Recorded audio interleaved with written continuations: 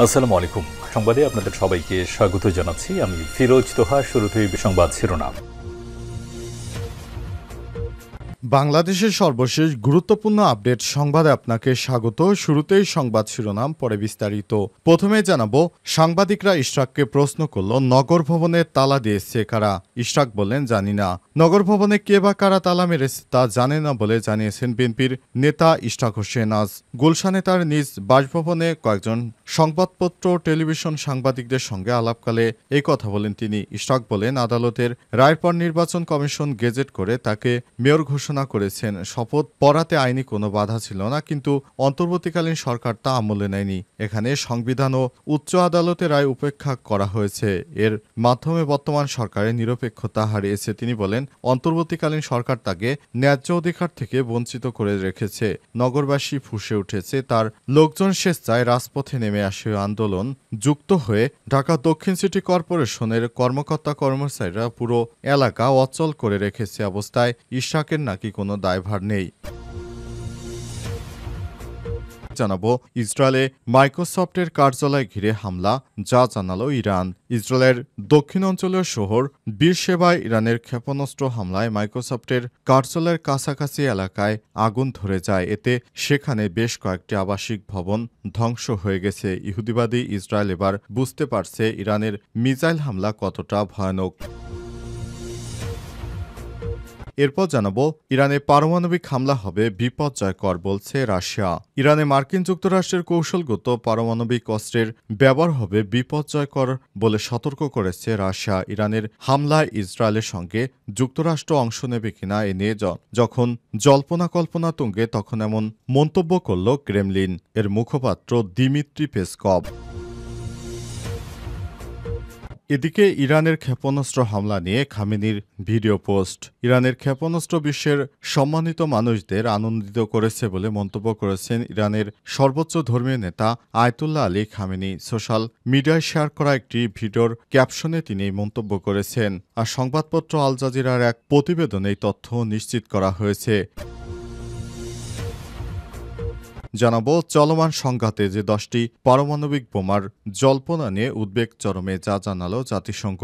ইসরায়েলের চলমান সামরিক হামলার কারণে ইরানে বোমা তৈরির কাছাকাছি সমৃদ্ধ ইউরেনিয়ামের মজুদের সঠিক অবস্থান জানতে পারছে না জাতিসংঘের পরমাণু পর্যবেক্ষক সংস্থা IAEA। বৈশ্বিক সংস্থাটি নিয়মিত পর্যবেক্ষণ করতে এসব ইউরেনিয়ামের গতিবিধি এ নিয়ে বিশ্বজুড়ে নতুন করে উদ্বেগ চরম মাত্রায় পৌঁছেছে।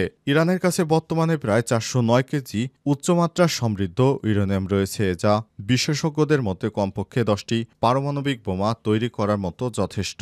প্রিয় দর্শক, এতক্ষণ শুনছিলেন সংবাদ শিরোনাম, এবারে বিস্তারিত। তবে তার আগে বন্ধুরা, অনুরোধ থাকবে এই সংবাদটিতে একটি লাইক দিন।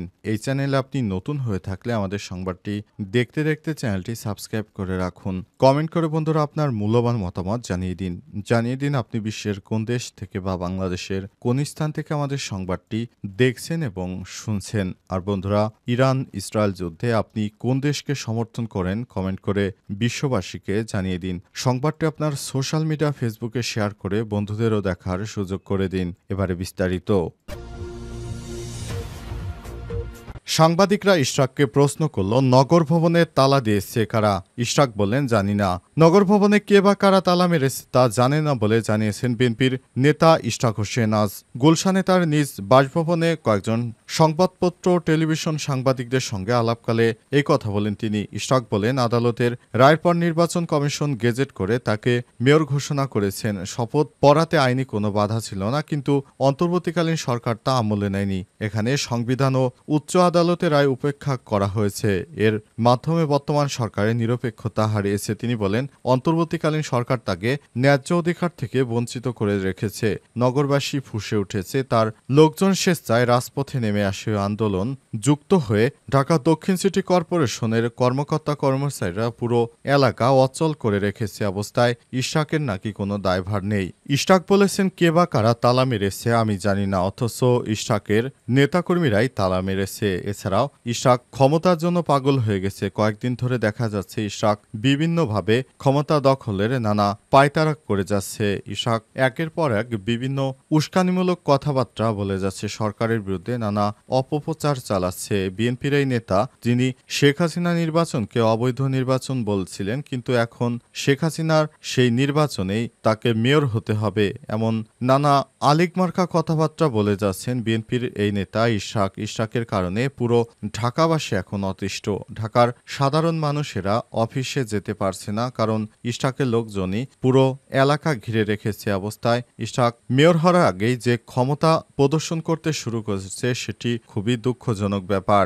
যে কোনো ব্যক্তি নির্বাচনে জেতার আগেই তারা নতুন করে ক্ষমতার জন্য এভাবে সাধারণ মানুষকে কষ্ট দিতে পারে। তারা ক্ষমতায় আসলে তারপর সাধারণ মানুষদেরকে তারা কিভাবে অত্যাচার করবে সেটি মানুষ এখন বোধগম্য হয়েছে। মানুষ বুঝতে পেরেছে বিএনপি কতটা অস্থিতিশীল পরিবেশ সৃষ্টি করতে চায়। এ কারণে বিএনপির নেতাকর্মীদেরকে বর্জন করতে শুরু করেছে সাধারণ জনতা।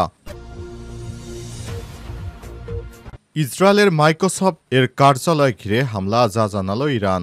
ইসরায়েলের দক্ষিণাঞ্চলীয় শহর বীরশেবায় ইরানের ক্ষেপণাস্ত্র হামলায় মাইক্রোসফটের কার্যালয়ের কাছাকাছি এলাকায় আগুন ধরে যায়। এতে সেখানে কয়েকটি আবাসিক ভবন ক্ষতিগ্রস্ত হয়েছে। আজ সংবাদ মাধ্যম বিবিসির প্রতিবেদনে বলা হয়েছে, ফায়ার সার্ভিস ও প্যারামেডিক টিম ঘটনাস্থলে কাজ শুরু করেছে। এ পর্যন্ত ৫ জন গুরুতর আহতের খবর পাওয়া গেছে এবং তাদের হাসপাতালে নেওয়া হয়েছে। ধারণা করা হচ্ছে ইরান আবারও গাবইয়াম অ্যাডভান্স টেকনোলজি পার্ক লক্ষ্য করে হামলা চালিয়েছে। ইরানি কর্মকর্তারা এর আগের দিন জানিয়েছে এই প্রযুক্তি পার্ক লক্ষ্য করে হামলা চালানো হচ্ছিল, কিন্তু তখন কাছাকাছি সরকা হাসপাতাল আক্রান্ত হয়। সংবাদ মাধ্যম বিবিসির খবরে প্রকাশিত এক প্রতিবেদন এমনটা বলা হয়েছে।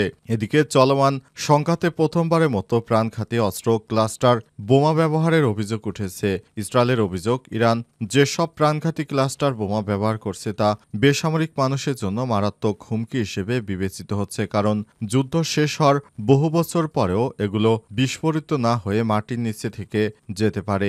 আজ ইসরায়েল দাবি করেছে ইরান অন্তত একটি ক্ষেপণাস্ত্র নিক্ষেপ করছে, যা আকাশে বিস্ফোরিত হয়ে ছোট ছোট বোমা ছড়িয়ে দেয়। এর উদ্দেশ্য ছিল বেসামরিক নাগরিকদের ক্ষয়ক্ষতি করা, অর্থাৎ ইরানের এসব ক্ষেপণাস্ত্র হামলায় ইহুদিবাদীরা জ্বলে পুড়ে শেষ হয়ে যাচ্ছে। ইরানে পারমাণবিক হামলা হবে বিপর্যয়কর বলছে রাশিয়া।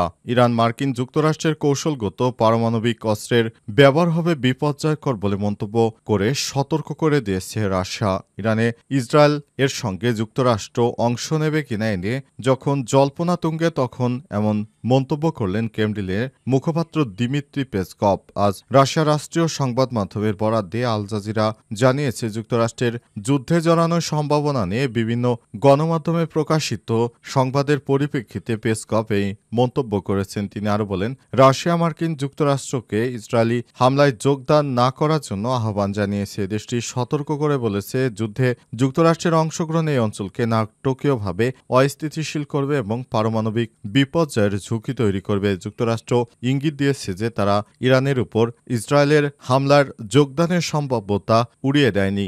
আজ হোয়াইট হাউস জানিয়েছে যে মার্কিন প্রেসিডেন্ট ডোনাল্ড ট্রাম্প আগামী 2 সপ্তাহের মধ্যে সিদ্ধান্ত নেবেন। এদিকে ইরানের বিরুদ্ধে সামরিক পদক্ষেপ থেকে সরে আসতে ডোনাল্ড ট্রাম্পের প্রতি আহ্বান জানিয়েছে যুক্তরাজ্যের প্রধানমন্ত্রী কেয়ার স্টারমার। তিনি বলেছেন, এখানে সংঘাত বৃদ্ধির বড় ঝুঁকি রয়েছে। তিনি সব পক্ষকে কূটনৈতিক সমাধান খোঁজার আহ্বান জানিয়েছেন। স্টারমার আরও বলেছেন, এর আগে মার্কিন যুক্তরাষ্ট্রের সঙ্গে বেশ কয়েক দফা আলোচনা হয়েছে এবং আমার মতে এটি এই সমস্যা সমাধানের সবথেকে ভালো উপায়।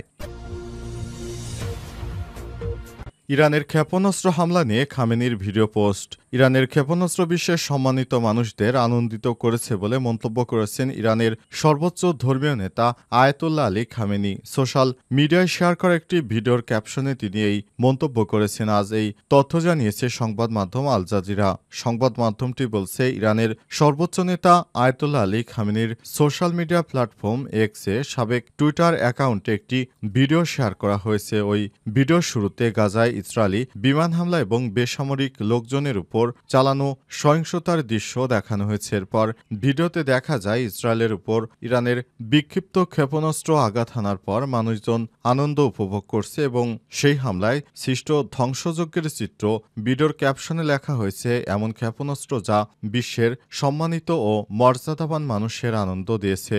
ধারণা করা হচ্ছে ইরানের সর্বোচ্চ ধর্মীয় নেতা আয়াতুল্লাহ আলী খামেনির এই বক্তব্য তাকে সমর্থনকারী জনগোষ্ঠী, বিশেষ করে ফিলিস্তিন এবং অন্যান্য মুসলিম দেশের জনগণের আবেগকে উস্কে দিতেই প্রকাশ করা হয়েছে। এছাড়াও এটিকে একটি স্পষ্ট বার্তা বলে মনে করা হচ্ছে, যেখানে ইরান নিজেদের হামলাকে ন্যায্য প্রতিক্রিয়া হিসেবে তুলে ধরেছে। আর আয়াতুল্লাহ আলী খামেনির এক্স অ্যাকাউন্টে এই ভিডিও এমন এক সময় প্রকাশ পেল যখন ইসরায়েল ইরান সংঘাত ভয়াবহ বিস্তার লাভ করছে এবং মধ্যপ্রাচ্য জুড়ে উত্তেজনা চরমে পৌঁছেছে। ইহুদিবাদী ইসরায়েলকে একে একে শিক্ষা দিচ্ছে ইরানের যোদ্ধারা।